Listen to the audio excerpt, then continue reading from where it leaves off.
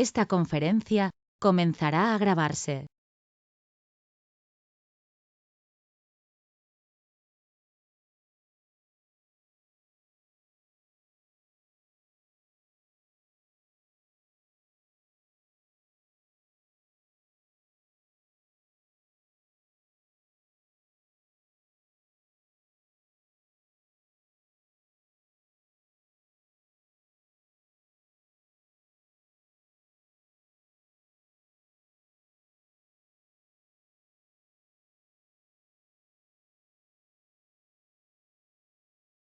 Bueno, buenas tardes. Vamos a, bueno, esta sería una clase grabada, que sería las tres últimas clases que faltaban del curso de ARM Cortex M con la núcleo L412, ¿no? Entonces, en esta clase vamos a ver una introducción, vamos a ver unas generalidades de lo que son procesamiento digital de señales, lo que son los procesadores, un poco de serie de Fourier y un poco de transformada de Laplace y transformada de Fourier, pues, ¿no? Entonces, primeramente, PDS o en este caso DSP. Que ambos vendrían a ser lo mismo, solo que las siglas están invertidas de acuerdo al idioma con lo que se esté trabajando. Pues no tenemos lo que son procesamiento digital de señales, o también podría ser Signal Digital Processing. Pues, ¿no? No el de DSP, ¿ya? Digital Signal Processing, el que vendría en inglés. ¿Ya? Ahora, lo que son los DCPs, también están lo que son, lo que es la teoría de lo que es un DCP, donde vas a aprender lo que son filtros, transformadas discretas Fourier, por ejemplo, y todo eso. Y por otra parte están lo que son los procesadores digitales de señales, que también se conocen como DCPs, ¿no? El más conocido se podría mencionar, por ejemplo, el DCPIC, pero también existen otros procesadores netamente desarrollados para realizar aplicaciones de procesamiento digital de señales. Entonces, primero respondámonos la pregunta, ¿no? ¿Qué es o a qué se conoce como procesamiento digital de señales? El procesamiento digital de señales, se podría decir que es una rama de las telecomunicaciones, ya es una de las ramas de las telecomunicaciones, el cual se va a encargar de la generación y manipulación de señales digitales. Ya no solo señales digitales, pueden ser señales analógicas también.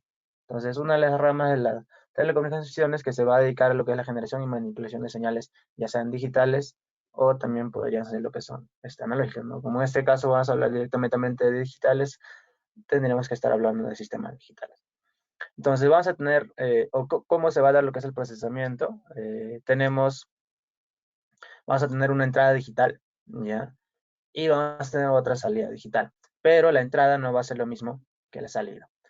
¿Por qué? Porque se le va a pasar por un sistema, ¿ya? Este sistema puede ser ya sea un programa de computadora, o sea, el PC, puede ser un microprocesador, por ejemplo, podríamos mencionar una Raspberry, un microcontrolador, cualquiera, llámese PIC, ATMEL, ABR, puede ser un DCP, podría ser un DCPIC, por ejemplo, o podría ser un DCP especializado para lo que son un procesador netamente para lo que son procesamiento digital de señales, o podría ser un ASIC. ¿Ya? Un ASIC que es, bueno, hay un ASIC que va a ser similar a lo que es o un microcontrolador, solo que un ASIC ya viene específico para una determinada aplicación. ¿Ya? Es específico para una determinada aplicación. Entonces, estos procesadores, ya sean microcontroladores o microprocesadores, se van a encargar de manipular la señal. Entonces, donde vas a realizar, se va a encargar, por ejemplo, de realizar operaciones ya sean de filtrado, transformaciones, podría ser diezmados, amplificaciones, entre otras operaciones que tú vas a poder realizar con este sistema, ¿ya? Y te va a dar una salida digital, ¿ya? Entonces, por acá vamos a tener, por ejemplo, lo que son los DCPs, y bueno, como nosotros llevamos un curso, en este caso de la ARM Cortex M4, que era la núcleo L4, ¿ya? La L412, es un ARM Cortex M4, ¿no? Y se les mencionó en la introducción de que este procesador es óptimo o está optimizado para trabajar en aplicaciones de procesamiento digital de señales porque cuenta con una FPU o el Floating Point Unit, ¿ya? Que es para realizar operaciones matemáticas de punto flotante por hardware y también cuenta con instrucciones DCP, ¿ya? Para realizar multiplicación, acumulación o suma en manera paralela, ¿no? Instrucciones que te van a, en uno o dos ciclos de reloj te van a realizar lo que son esas operaciones. Entonces, nosotros nos vamos a centrar en lo que es la Cortex M4, ¿no? Podríamos hablar de otros procesadores, más adelante veremos cuáles son los distintos procesadores que existen en el mercado para realizar lo que son el procesamiento digital de señales. Entonces, si nosotros tenemos una entrada digital, pero generalmente el mundo es análogo, ¿ya? Todas las señales están en analógico, o sea, no podemos ir a un medio y chapar una señal digital. Entonces, para eso nosotros tenemos que realizar una conversión y para eso está lo que es la teoría de muestreo, ¿no? Que en la última parte, bueno, se les va a dejar como enlace nada más para que revisen, eh, donde está la teoría, la teoría de muestreo, ¿ya? En este caso tenemos un convertidor analógico digital, el cual va a contar con un muestreador, un cuantificador y un codificador. A eso de aquí también se le conoce como muestreador, cuantificador. Aquí el de aquí es bueno, ahorita no me recuerdo el término, pero también tiene otro término. Entonces, ese es el proceso que va a realizar lo que es el convertidor analógico digital de un microcontrolador, por ejemplo.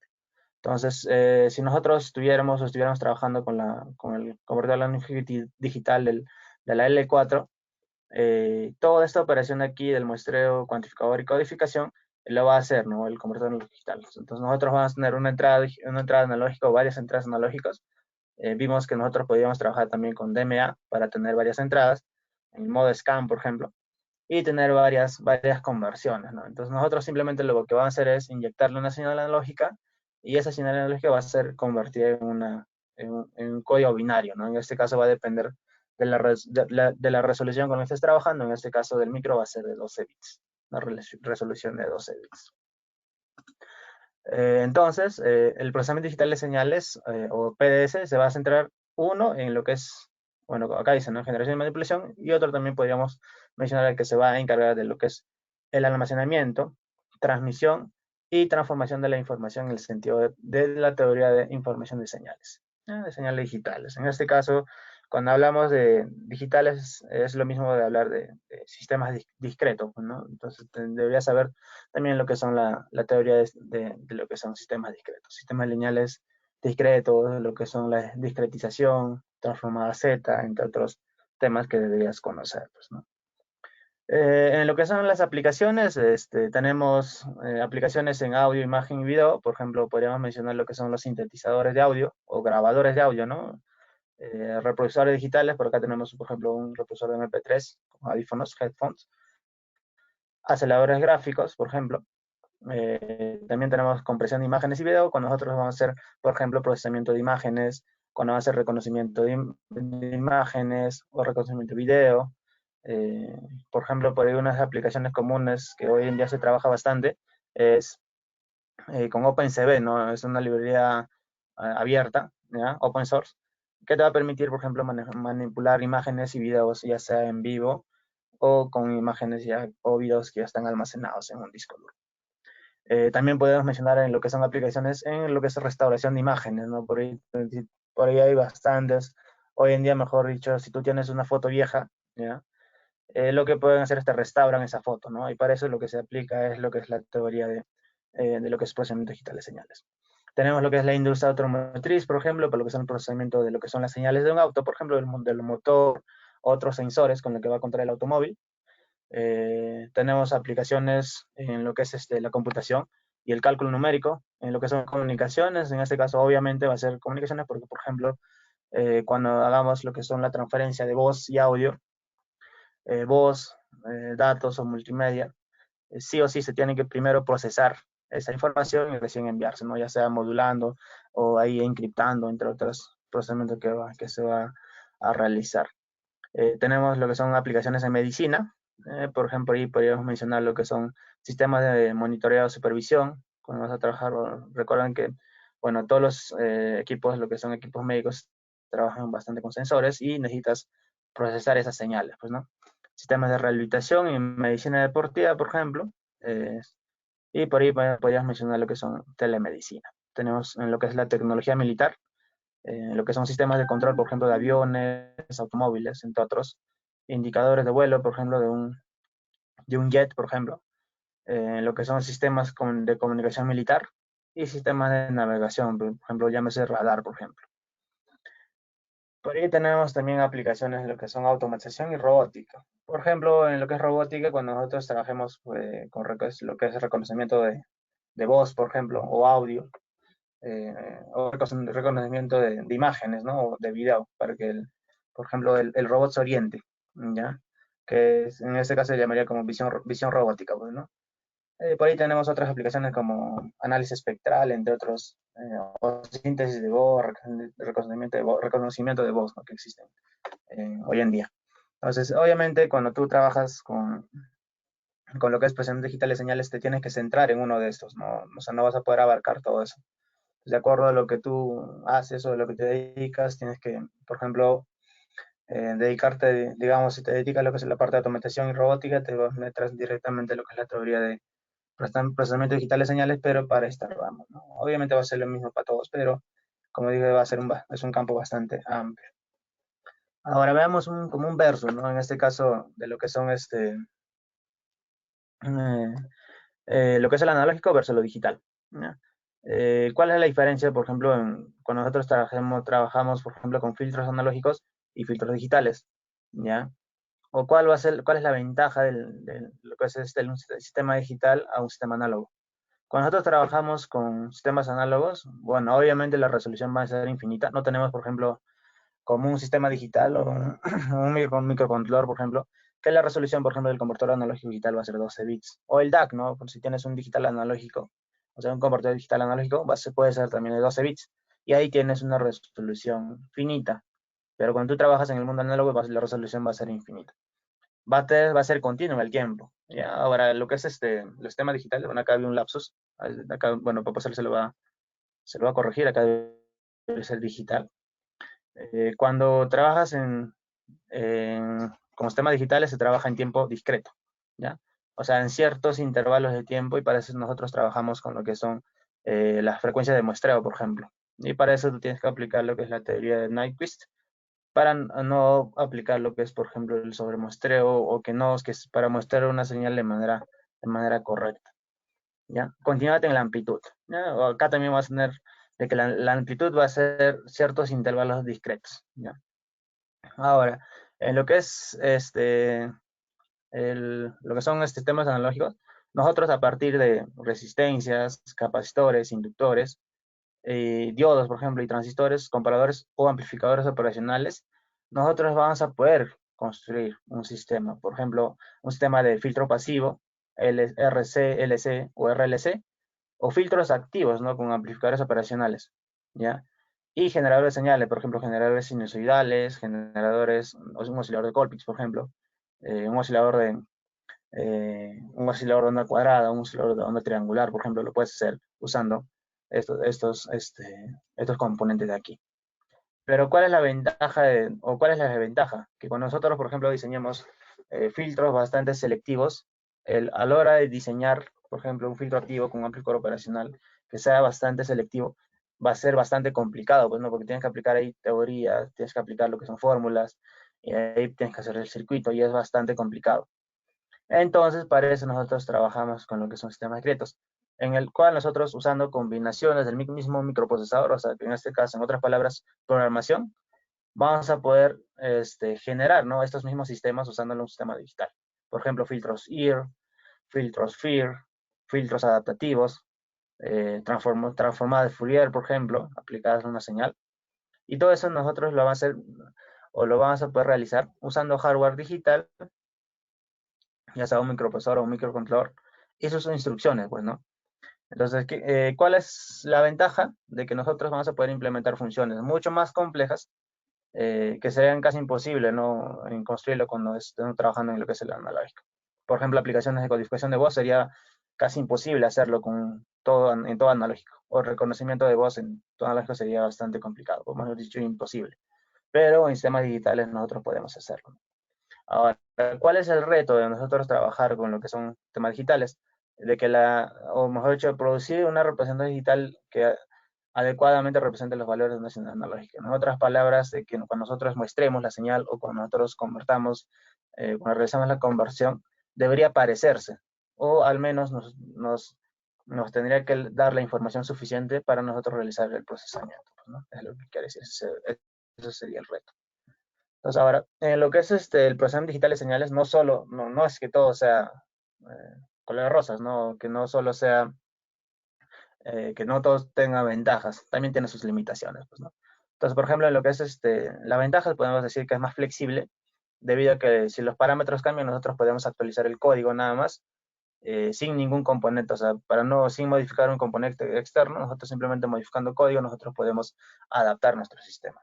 O podríamos trabajar, por ejemplo, con lo que son los filtros adaptativos, un filtro FIR adaptativo, por ejemplo, y nuestro sistema ya sería, no necesitaría, o sería bastante flexible, ¿no? Las nuestras aplicaciones. Por eso dice que las actualizaciones van a ser más fáciles, pues, ¿no? O sea, va a ser mucho más fácil actualizar, por ejemplo, un código de un filtro FIR, o sea, hacer el cambio digamos que tienes un filtro FIR pasabajas, no sé, de 22 kilohertz, ya digamos, que sería su frecuencia corta. Pero si tú quisieras actualizar, o sea, quieres actualizar, por ejemplo, digamos que ya no sea 22 kilohertz, sino sean 40 kilohertz.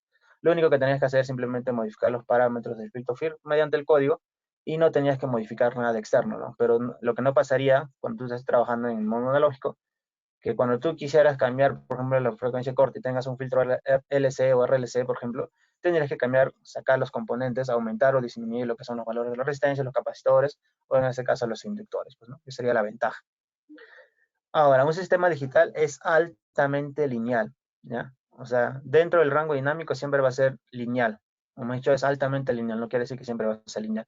Va a haber ciertos rangos de frecuencia, por ejemplo, digamos, de acuerdo al sistema en el que estés trabajando, que tu sistema no se va a comportar como un sistema lineal.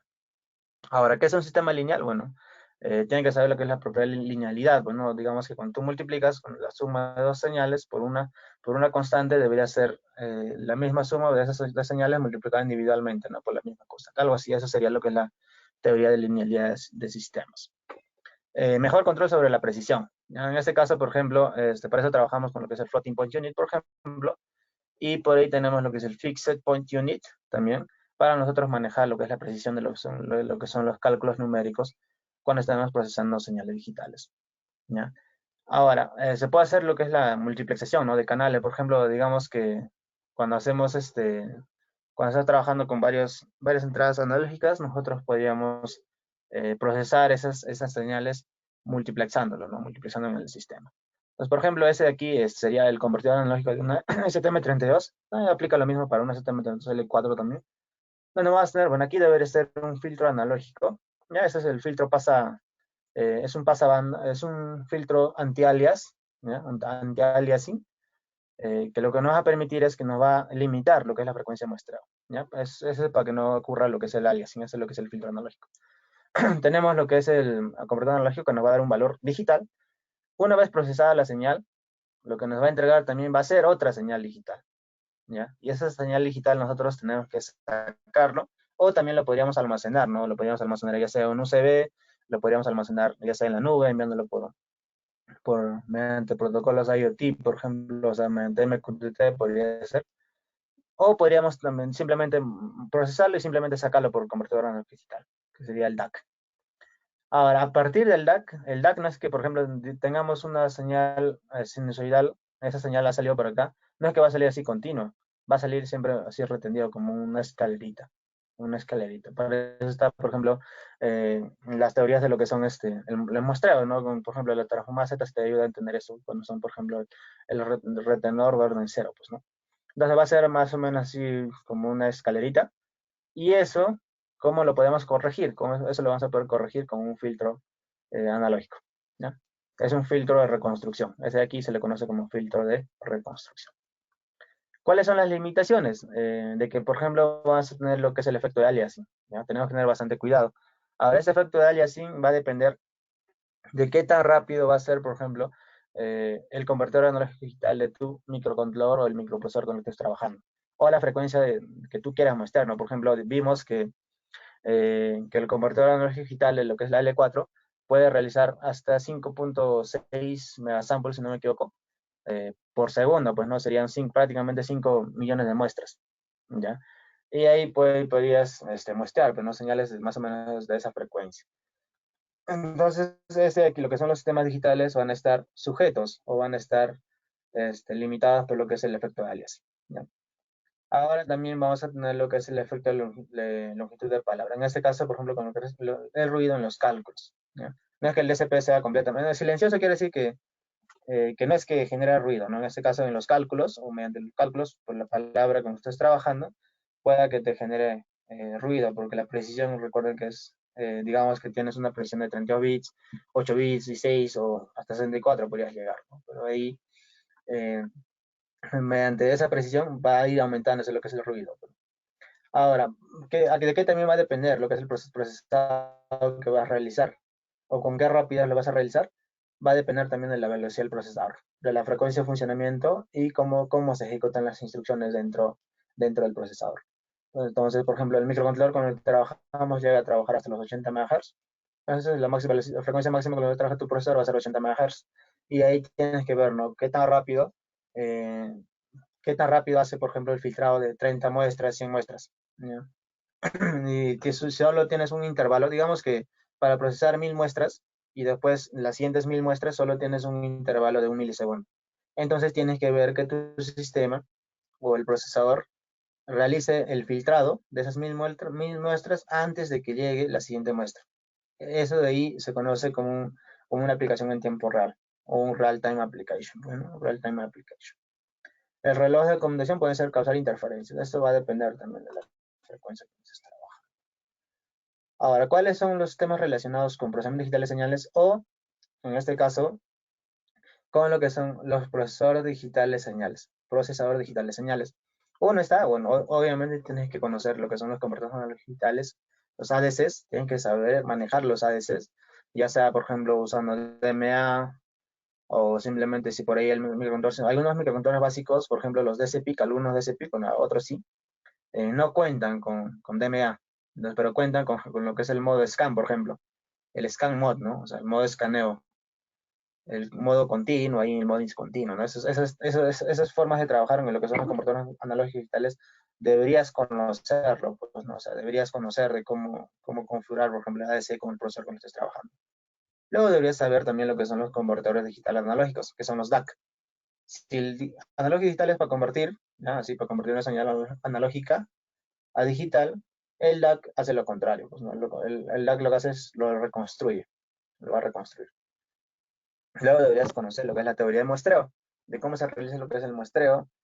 Para eso te puede servir lo que es la teoría, por ejemplo, de transformada Z, usando lo que son las simulaciones en MATLAB, eh, usando MATLAB. Inclusive podrías usar, si no tienes MATLAB, pero sabes programar en Python, también podrías trabajar con lo que es el lenguaje Python.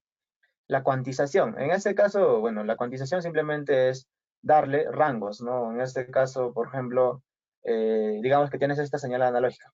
Entonces, ¿cómo se realiza la conversión? La cuantización es qué magnitud o qué número digital le va a dar el convertidor analógico digital a esa señal. Eso es lo que se conoce como cuantización. Los filtros anti-aliasing, lo que le mencioné anteriormente, luego los filtros de reconstrucción, lo que es la teoría anti-aliasing, por ejemplo, pues está lo que es la teoría de Nyquist, el sobremuestreo, ¿ya?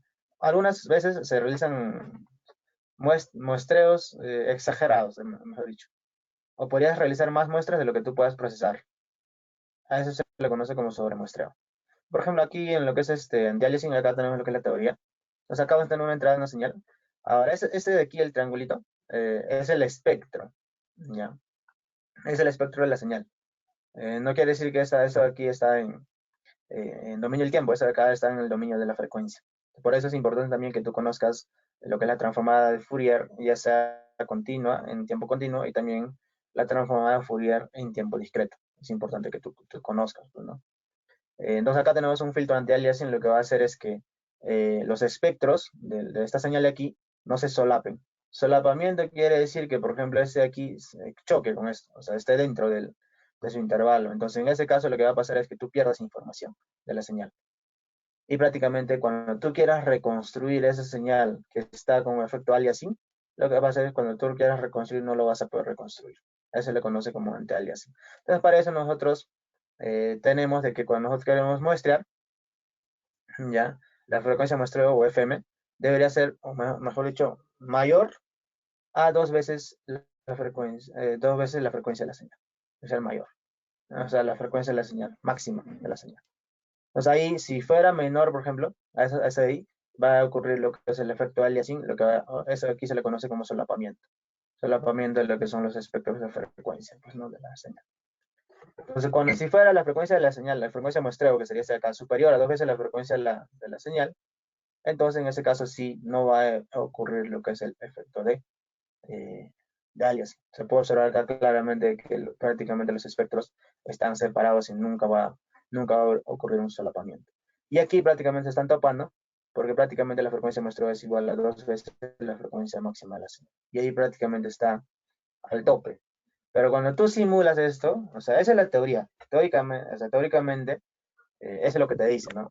Pero cuando tú simulas una señal, y, por ejemplo en MATLAB, y realizas lo que es el muestreo exactamente cuando sea el doble de la frecuencia, y quieras reconstruirlo, algunas veces te generan errores a la hora de reconstruir la señal.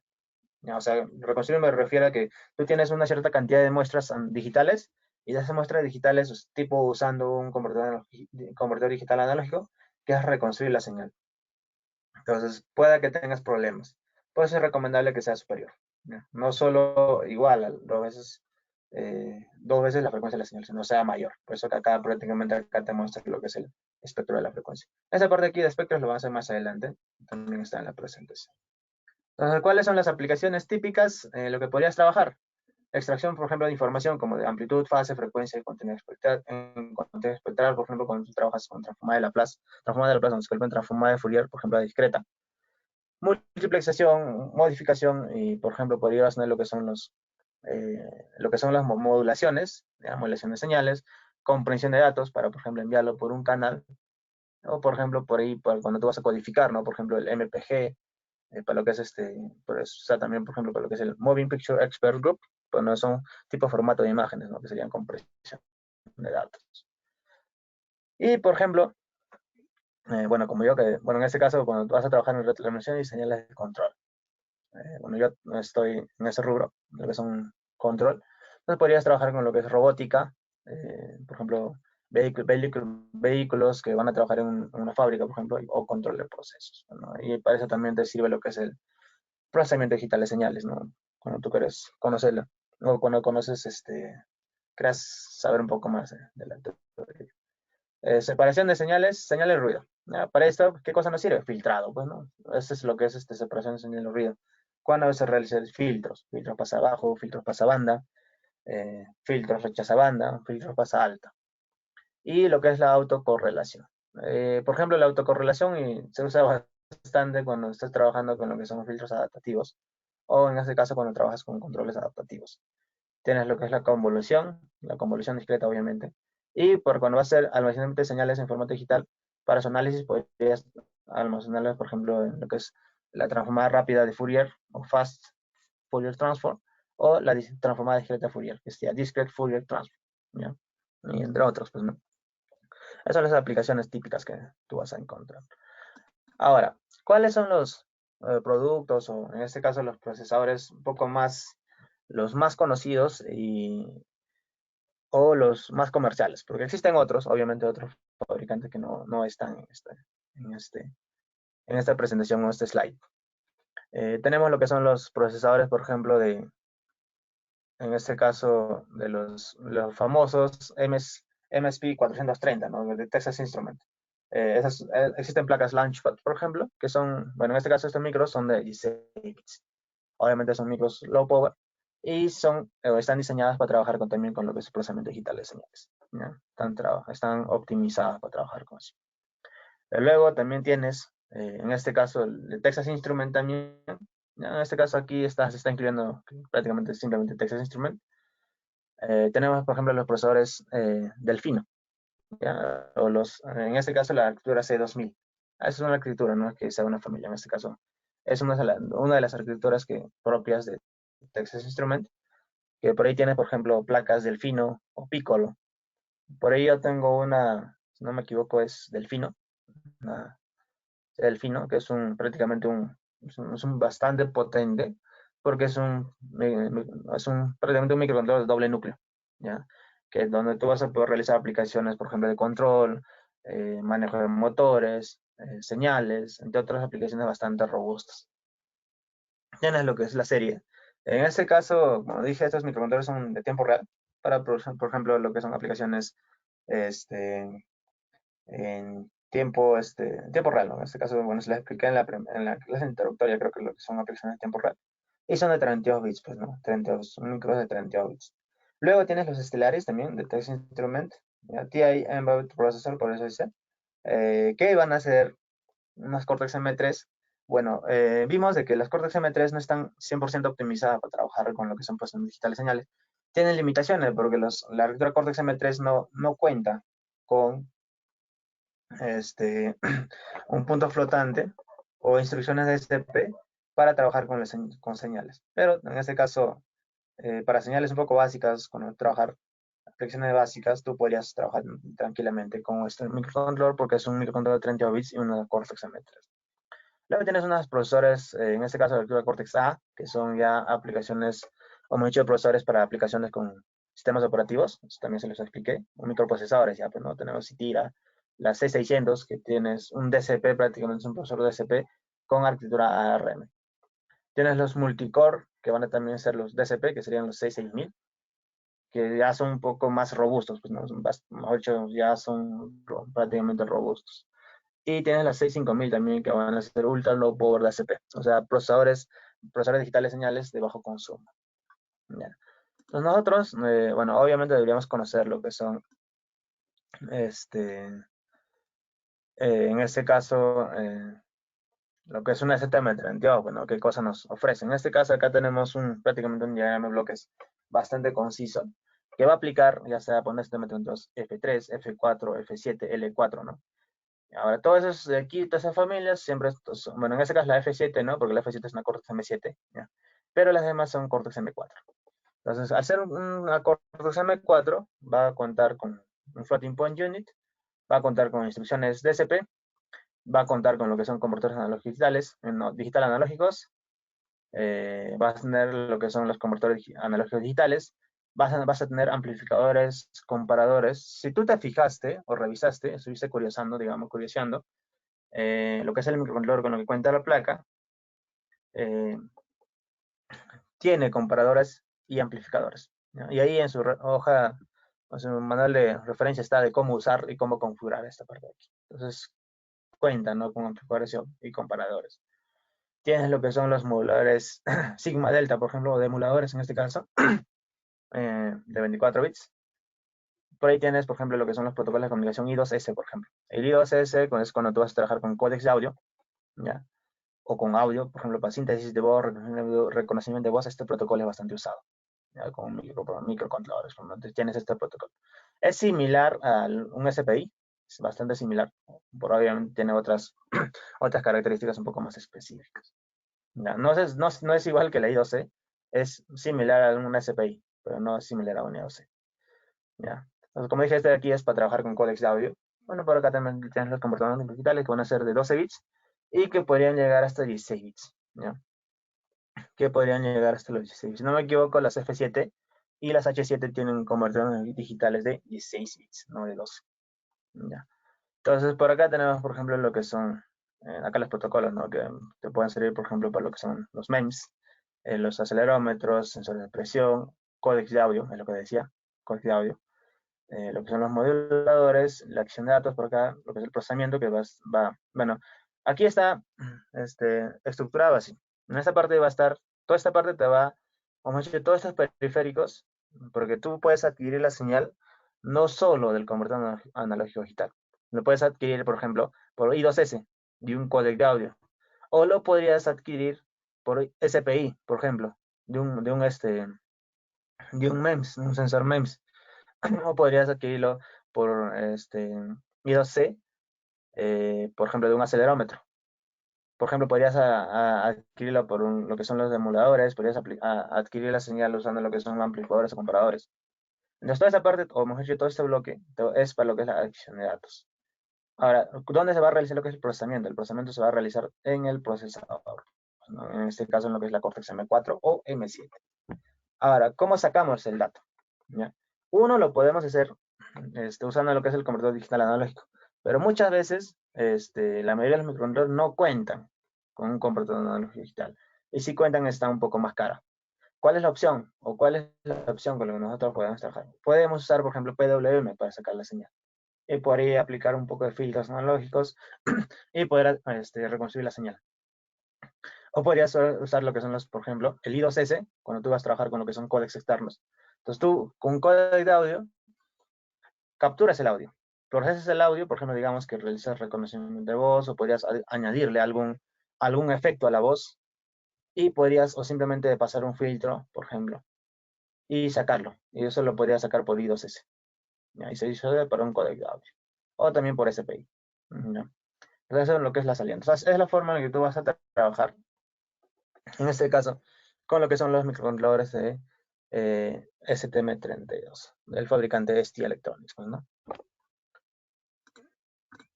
Bueno, esa sería la primera parte. Vamos a tomar un descansito para ver un poco de lo que es la transformada de Laplace.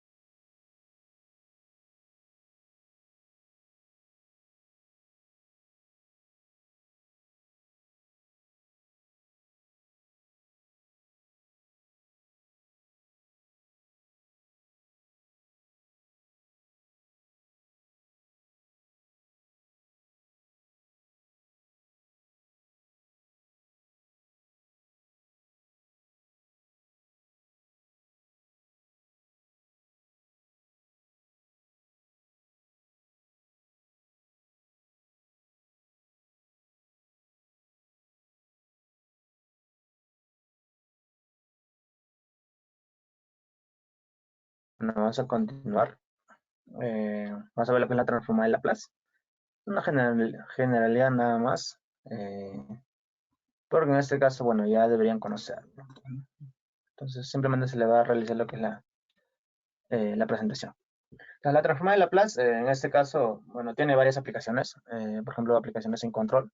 Cuando tú vas a realizar análisis de sistemas de control, por ejemplo, como función de transferencia, o cuando tú vas a diseñar filtros analógicos o filtros activos, en ese caso filtros analógicos, bueno, también te usa bastante lo que es la transformada. Transformada de Laplace porque te permite trabajar en el dominio de la frecuencia. Entonces nosotros primero tenemos que recordar de que lo que es un sistema lineal, una operación lineal, bueno, porque un sistema sea lineal, obviamente, tenemos lo que es la multiplicación de unas constantes alfa y beta. Por ejemplo, nosotros aplicamos la derivada a esta suma, debería ser lo mismo a la derivada de las sumas, o sea, a cada uno de manera independiente. Y lo mismo debería pasar con respecto a lo que es la integral. ¿Ya? Entonces, ese de aquí es lo que es la propiedad de un sistema lineal, prácticamente. Y lo mismo va a pasar cuando estoy trabajando, por ejemplo, en tiempo discreto. Entonces, vas a tener por ejemplo, una tormenta integral que va a estar definida de esta manera. También debería a ciertos intervalos, ¿no? Como aquí. Acá, por ejemplo, acá tenemos lo mismo, alfa y beta multiplicando, entonces debería ser lo mismo a la suma, prácticamente, donde alfa y beta van a ser constantes. Eso va a ser la propiedad de un sistema lineal. Entonces, a partir de esto, nosotros vamos a construir, ¿ya? Más o menos algo como esto de acá. Ahora, eso de aquí, ¿de dónde nace? Hemos hecho esa integral. Entonces nosotros cuando trabajamos, por ejemplo, con en sistemas de control, y estamos trabajando, por ejemplo, cuando realizamos modelamiento de un sistema físico, por ejemplo, podría ser un motor o podría ser un horno, por ejemplo. Entonces, para eso nosotros aplicamos leyes físicas y aplicamos ecuaciones diferenciales para nosotros poder obtener el modelo y el comportamiento del modelo. Entonces, ese modelo en ecuaciones diferenciales va a estar en el dominio del tiempo, pero cuando estás en ecuaciones diferenciales es bastante difícil poder trabajar. Entonces, ¿qué cosa es lo que se hace? Vamos a usar lo que es el parámetro S. Este S es un número complejo que va a tener una parte real y va a tener una parte imaginaria. Entonces, nosotros podríamos construir un plano, que vamos a hacer más adelante, para nosotros poder analizar ese sistema o ese modelo del sistema. ¿Ya? Entonces, ¿cómo nace lo que es la transformada de Laplace? Bueno, acá hay una teoría un poco más amplia y se les invita a que revisen esa parte. Es que para toda función que esté definida para t mayor a 0 y que para t menor a 0 sea 0 y que para t al infinito, cuando tiende al infinito, sea continua. Quiere decir que sea continua, entonces esta integral se va a definir como está acá. Entonces, la integral de 0 al infinito por e elevado a la menos st por f de t que va a estar en el dominio del tiempo, ¿ya? Y se le toma un límite.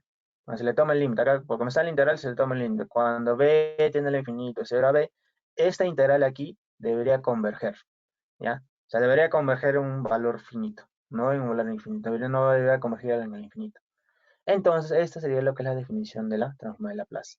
Entonces, a esta operadora de acá, o vamos a esta operación de aquí, nosotros cuando se le va a conocer con este símbolo, ¿no? Donde más nosotros cuando aplicamos entonces acá dice, ¿no? Prácticamente es lo que le decía acá, bueno, antes de esto, dice, la transformada de Laplace de f, una función de f de t en el dominio del tiempo, va a existir siempre en cuando este límite exista, ¿ya? Siempre este límite exista. Entonces, el operador de acá de la transformada va a ser prácticamente un símbolo que se parece a una L de Laplace. Y esto de aquí se le va a pasar a dominio de la frecuencia. ¿Ya? Entonces, S indica que el resultado depende de S, donde S, como le dije, va a ser un número complejo, en que va a tener parte imaginaria y parte real. A ver qué pasó. Entonces, nosotros tenemos que ver lo que es el plano S. ¿Ya? Entonces, este plano S nos sirve bastante cuando estás trabajando con análisis de sistemas de control. ¿Ya? Por ejemplo, cuando estás analizando funciones de transferencia, la respuesta de un sistema, si es estable, si es oscilatorio, para eso nos sirve este plano S. Y por eso se trabaja en el dominio S. Entonces, en la parte, en el eje, tenemos el eje real y también tenemos el eje imaginario. Entonces, el conjunto es la suma de estos dos. Recuerden que un número complejo es la suma de la parte real y de la parte imaginaria. Nos va a dar la variable S. ¿Ya? Entonces, cuando se dice que un sistema, por ejemplo, es estable.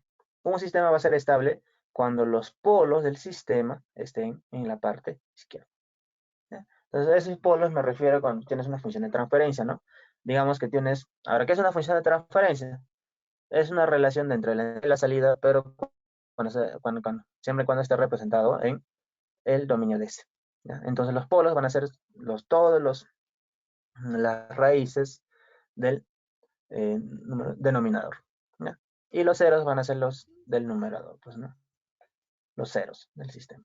Acá tenemos, por ejemplo, lo que es, acá dice W constante, bueno, es porque se trabaja con una frecuencia angular.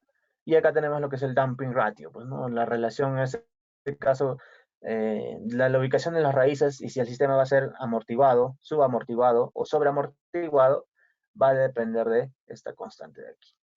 Va a depender de esta constante de aquí. Entonces, regiones donde esta aquí es constante, dice. Entonces, ¿cuáles son los teoremas para lo que es la transformada de Laplace? ¿Ya? Los teoremas, bueno, acá, el teorema, bueno, dice, si la función es continua, cuando 0, y para menor a 0, no, digamos que la función no es continua, y infinito, al infinito, pues con crecimiento de suma exponencial, dice que entonces 1, f de t es derivable de 0 al infinito. Entonces, ¿cuándo es derivable? Cuando la función es continua, ya sea por la izquierda o por la derecha. Por eso podríamos sacar simplemente, por ejemplo, límites. ¿Ya?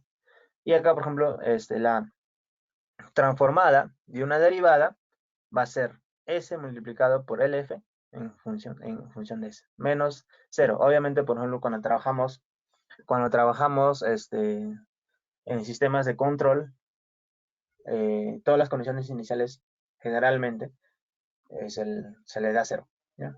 Se le dice que sea cero. Ahora, igualito, cuando se da la segunda derivada, y esto aquí es 2 derivable, obviamente cuando es continua, entonces prácticamente va a ser s al cuadrado. Ese aquí es el s cuadrado, es el orden de la derivada. ¿Para qué nos sirve esto? Cuando nosotros realicemos transformaciones de ecuaciones diferenciales, ¿ya? Entonces acá, cuando trabajo en sistemas de control, como le dije, las condiciones iniciales se toman como cero. Pues si f es derivable, entonces en este caso vamos a tener esto de aquí.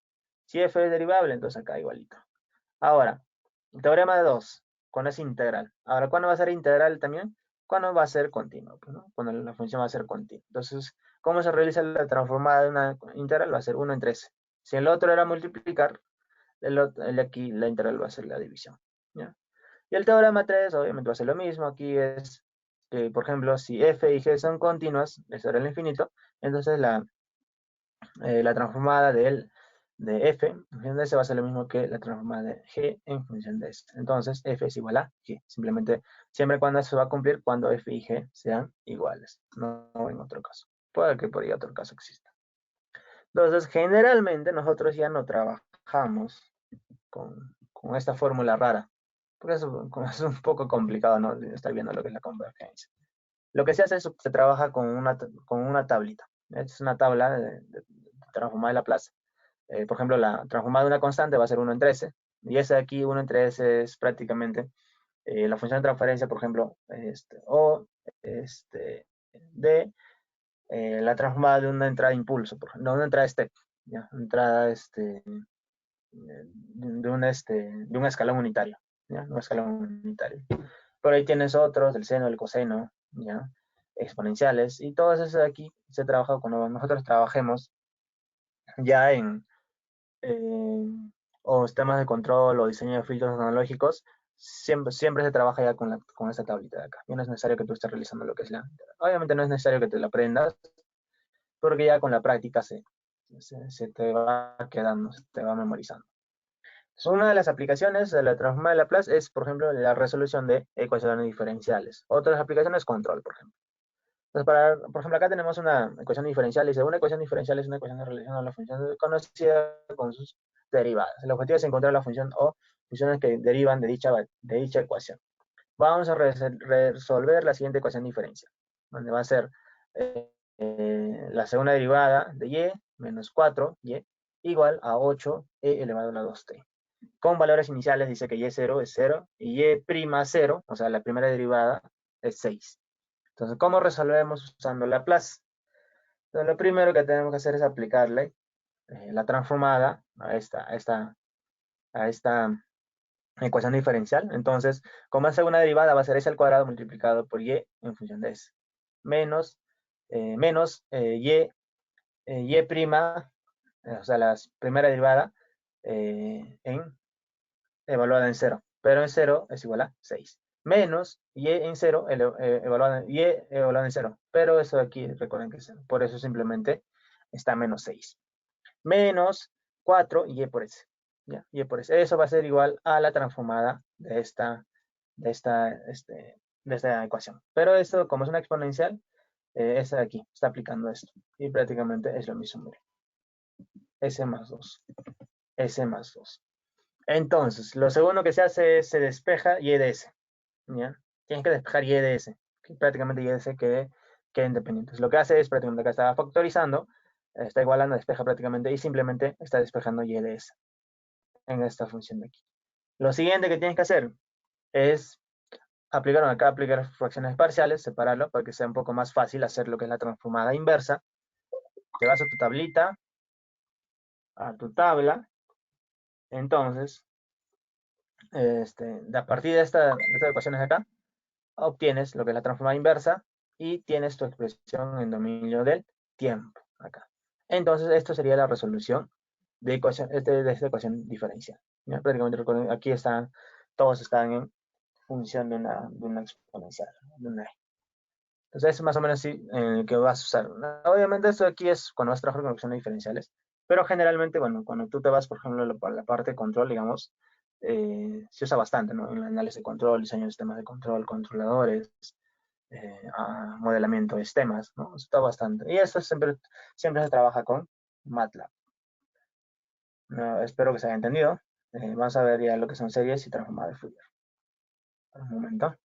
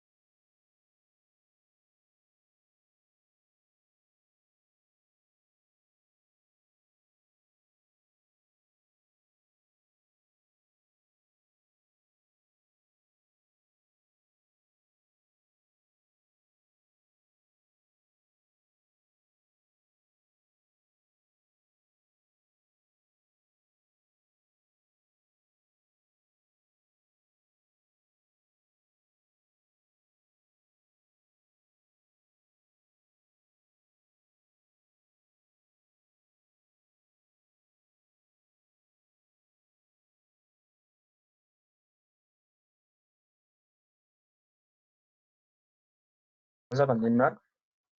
Series y transformadas. Series y transformadas de lo que es Fourier, pues, ¿no? Entonces, en este caso, lo que es la serie de Fourier es bastante usada cuando vas a trabajar con reconstrucción de señales, pero siempre y cuando la señal sea periódica. Y cuando la señal no sea periódica, el operador, como he dicho, la herramienta que se usa para analizar esa señal es la transformada de Fourier.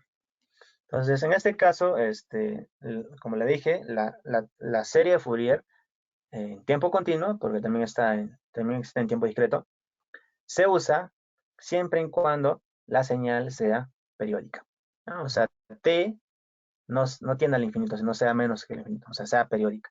En ese caso, nosotros vamos a usar o vamos a poder aplicar lo que es la serie de Fourier.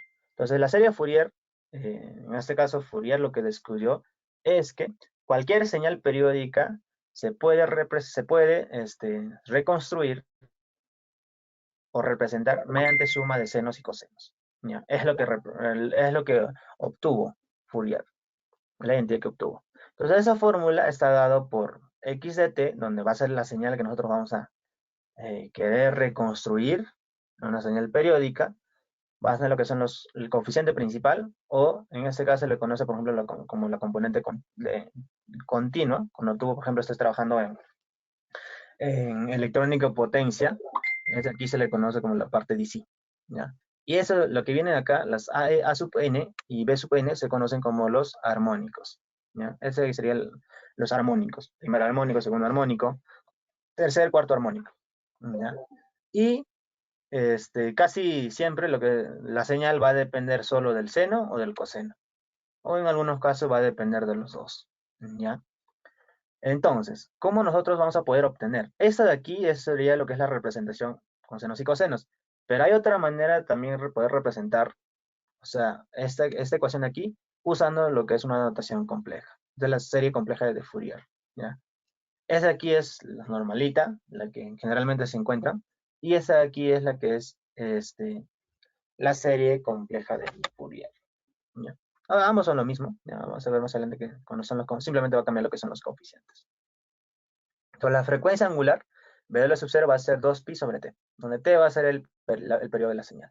Aquí lo único que va a ir variando dentro del coseno y el seno va a ser el número de n, que sería el número o el orden del armónico. Entonces, la serie de Fourier, mientras más orden tenga, más se va a aproximar a la señal. Por ejemplo, aquí tenemos la aproximación, este es un ejemplo que está más adelante en el slide, en la presentación, es que se está aproximando, por ejemplo, a una función prácticamente es un pulso cuadrático, ¿no? Entonces acá se puede observar qué tanto afecta de cada armónico. Es el de aquí, lo que es el que está como un seno prácticamente. Es la componente principal. Y luego vamos a ir viendo, ¿no? Pues, la parte negra sería la señal y los demás colores serían lo que son los armónicos de menor amplitud, o sea, de mayor orden. Mientras más chiquito se va a ser más de mayor orden, ¿ya? Entonces, ¿cómo vamos a nosotros poder reconstruir una señal usando nuestra fórmula? Para eso lo único que deberíamos conocer es A sub n y B sub n, o en el caso de serie compleja, simplemente conocer C sub n.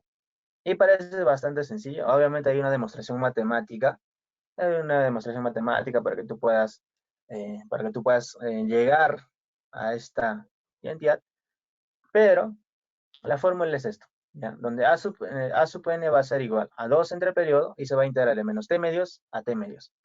O la forma práctica, y es como se recomienda, es integrar de 0 a t, no de menos 2 t medios a t medios, sino de 0 a t, ¿ya? De 0 a t, nada más.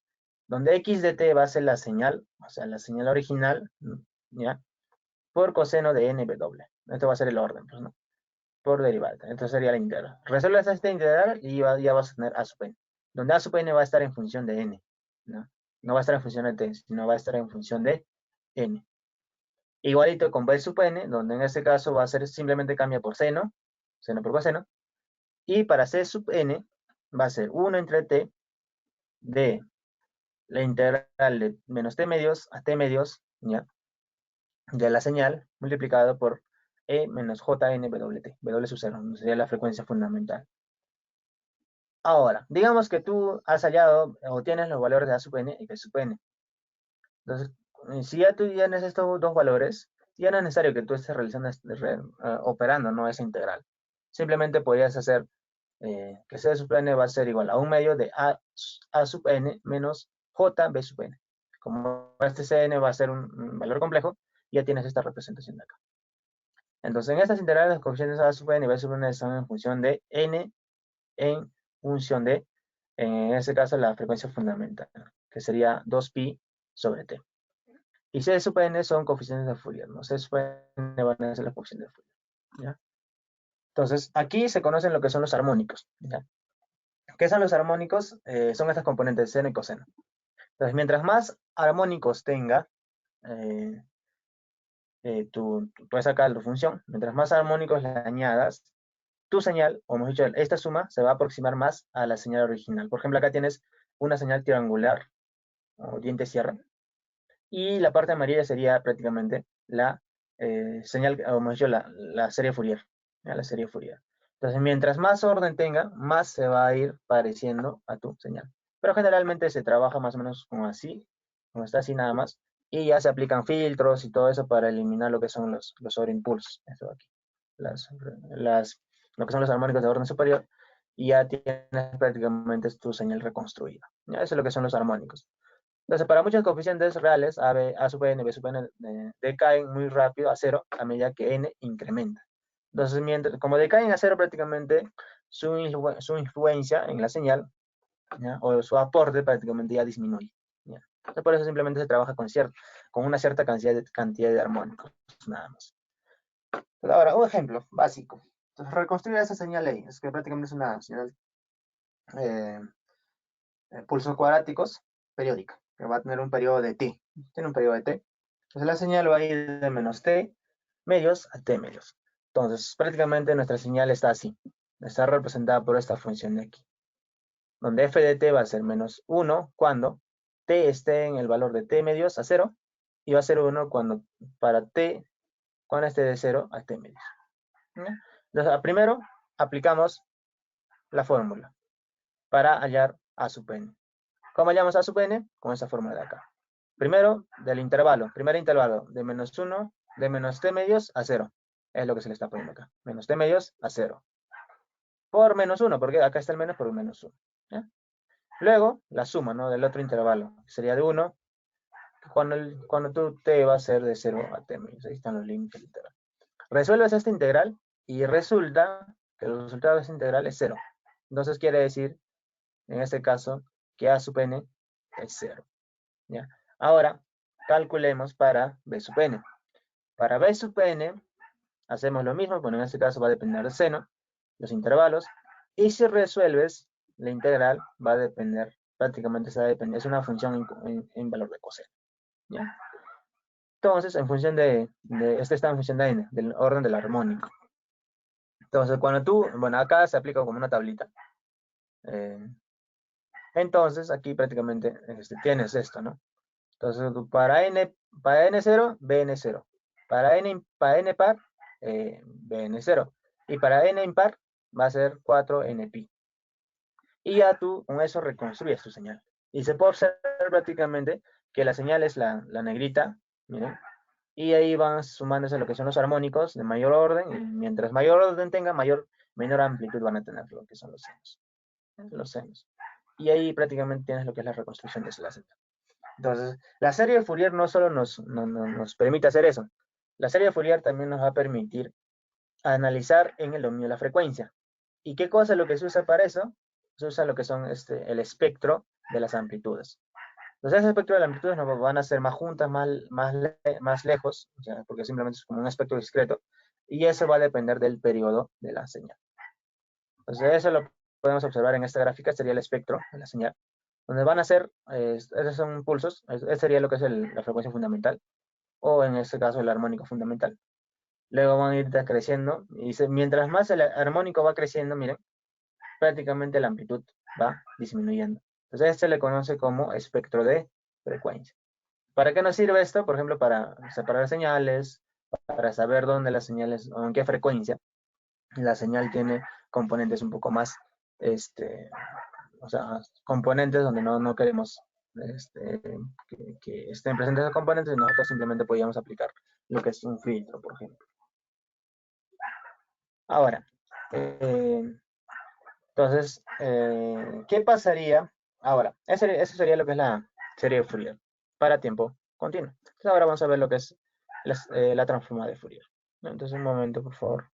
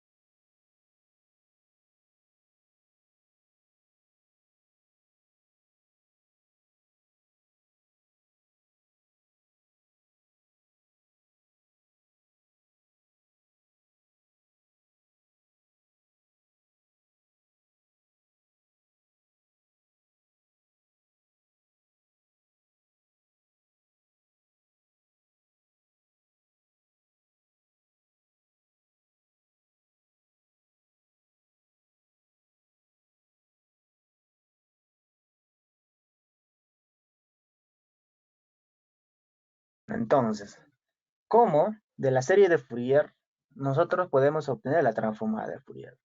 ¿Ya? Y para eso simplemente podemos elegir el ejemplo prácticamente similar al que trabajamos en el ejemplo anterior.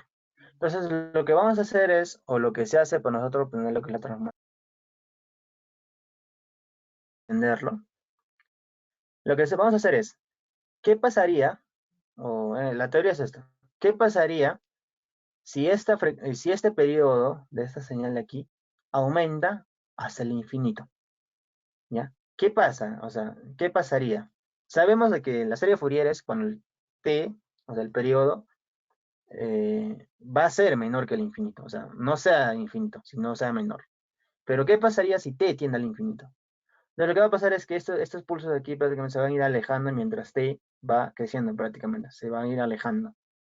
Entonces, nosotros podemos obtener, por ejemplo, la serie de Fourier de esto, que en este caso va a ser el coeficiente complejo. Y a partir de este coeficiente complejo nosotros podemos obtener lo que es el espectro de frecuencia. el espectro de amplitud. Y ese espectro de amplitud va a ser esto. Miren, en esta gráfica de acá. Y esto es para t igual a 2. Pero ¿qué pasaría si t fuera 500, por ejemplo? ¿O qué pasaría si t será infinito? ¿Cómo va a ser este espectro? ¿Ya? Y esa explicación nosotros, a ver qué pasó con la imagen. Ah, ya, se puso así. A ver, atrás. Ya está.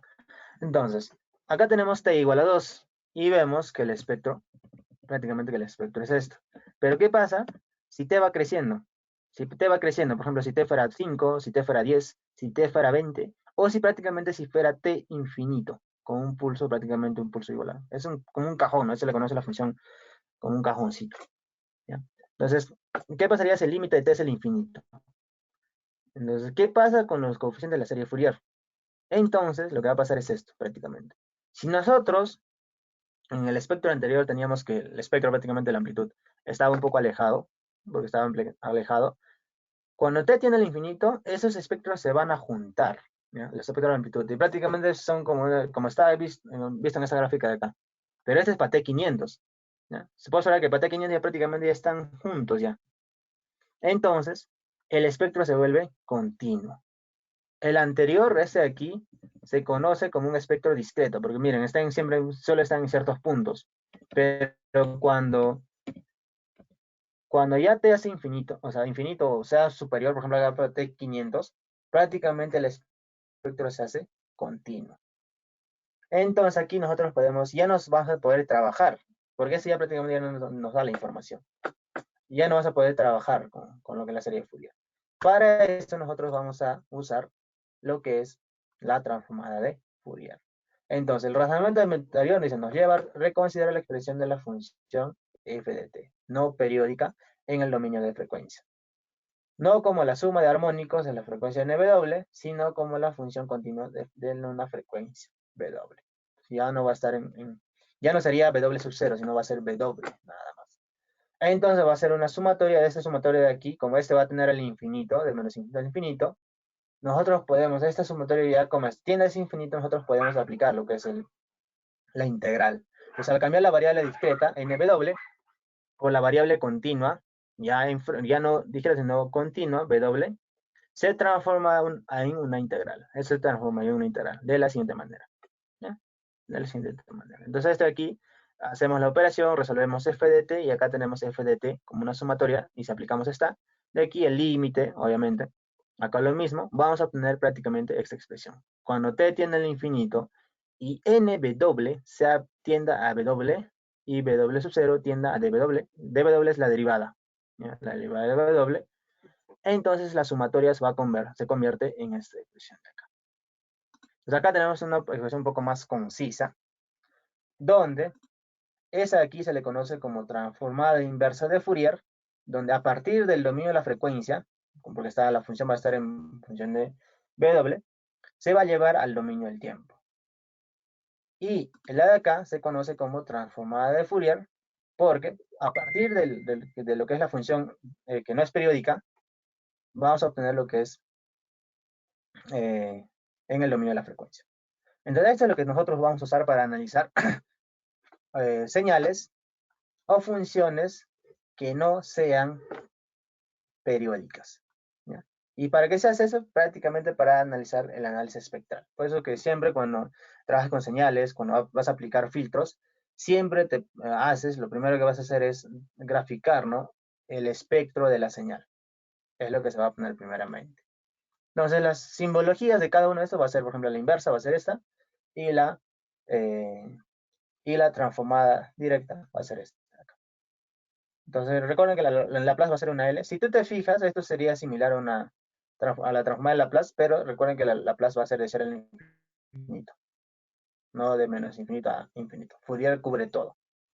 Entonces, estas expresiones nos permiten calcular la expresión fw en el dominio de la frecuencia a partir de f de t en dominio del tiempo y viceversa.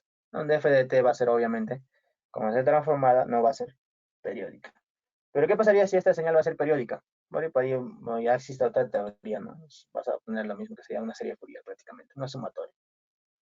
Entonces, como ejemplo, calcular la transformada de Fourier de esta señal de acá. Donde la función de f de t va a estar prácticamente por esto. este pulso de acá. Esta de aquí, esta relación bastante conocida porque eso se usa para realizar otras transformaciones. Y acá tenemos, por ejemplo, que la transformada de Fourier de esta señal de aquí va a ser esa relación de acá. Y esta prácticamente se le conoce como, algunos lo conocen como el SA, el SINC, por ejemplo. Y prácticamente, si nosotros graficamos en el dominio de la frecuencia, porque vamos a tener lo que es frecuencia y amplitud, vamos a tener, acá vamos a tener lo que es la frecuencia y lo que es en el eje, se diría F y E, en el eje Y va a tener como si fuera la amplitud de este de acá, o la magnitud. ¿Ya? Entonces acá tenemos, se puede observar que prácticamente eso aquí es lo mismo que nosotros obtuvimos cuando graficamos el espectro de esta señal de acá. Bueno, aquí de esta señal de acá, de esta de acá, es lo mismo. Solo que aquí, como es periódica, los espectros son discretos, porque eso va a estar a cada frecuencia y a cada armónico. Eso le corresponde a cada armónico. Pero como el otro no es periódico, simplemente se va a convertir en una función continua en dominio de la frecuencia. Aquí vas a tener frecuencia y acá vas a tener la magnitud. ¿Ya? Entonces, ¿para qué nos sirve esto? Cuando nosotros vamos a analizar, por ejemplo, cuando vas a diseñar filtros, tenemos que conocer, ¿no? Por ejemplo, el filtro pasabanda o el filtro pasabajo, más sencillo. Nos digamos que tienes una señal. Entonces, lo primero que tienes que hacer es graficar el espectro para ver cuál es la frecuencia o cuál es la frecuencia predominante de la señal. Entonces, por ejemplo, digamos que la frecuencia es 50 Hz, entonces vas a tener algo así en 50 Hz, un pulso. Y prácticamente lo demás se va a tener a cero. Entonces, eso te quiere decir que la señal prácticamente va a estar centrado a aproximadamente 50 Hz. Y por ahí tienes otras señales pequeñitas, por ejemplo, a 25 Hz, a 40 Hz, 60 Hz, o digamos que tienes una señal, ruido en 100 Hz. Es un ejemplo nada más. Entonces, tienes que aplicar, quieres quitar esa señal, ¿cómo haces? Tienes que aplicar un filtro pasabajos que simplemente deje pasar a menor a 60, por ejemplo. Entonces, lo demás lo que va a hacer es va a atenuarlo, vas a eliminar esa señal.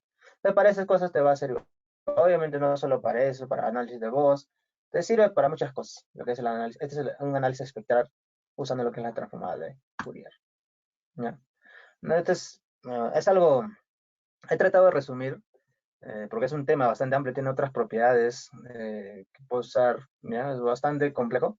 He hecho simplemente un resumen de prácticamente todo una teoría bastante amplia. Pues, ¿no? Ahora, el teorema de muestreo, bueno, con el eje es bastante sencillo. Bueno, acá se les va a dejar dos enlaces. La presentación ya deberían tenerlo para que ustedes puedan revisar esta parte de aquí. Bueno, dije que no me iba a alcanzar tiempo, bueno, ya estamos prácticamente en las 6. Entonces, lo que vamos a hacer es simplemente revisar esto, bastante sencillo. O sea, el muestreador, para eso tienes que ya trabajas con sistemas discretos. Por eso es necesario que tú conozcas ya la matemática discreta. Por ejemplo, en tiempo continuo se trabaja con ecuaciones diferenciales.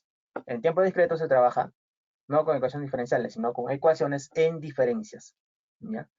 Entonces, el muestreo va a implicar que tú conozcas la teoría de Nyquist, que conozcas qué cosa es la frecuencia de muestreo, ¿ya? Qué cosas son lo que son los filtros de reconstrucción, qué cosas son lo que son los filtros anti-aliasing, ¿ya?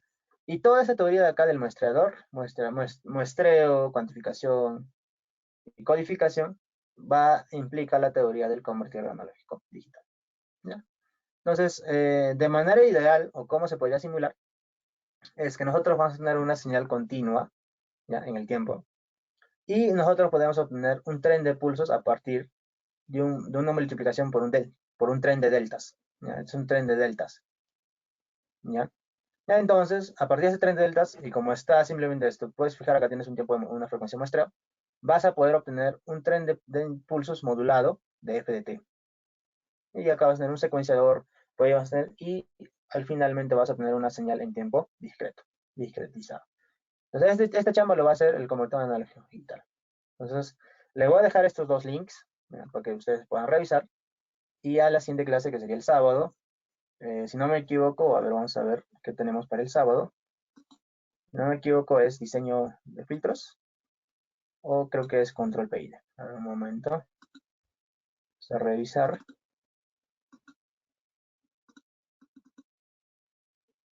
Tenemos lo que es, a ver, sería venir a ser lo que es la clase 22.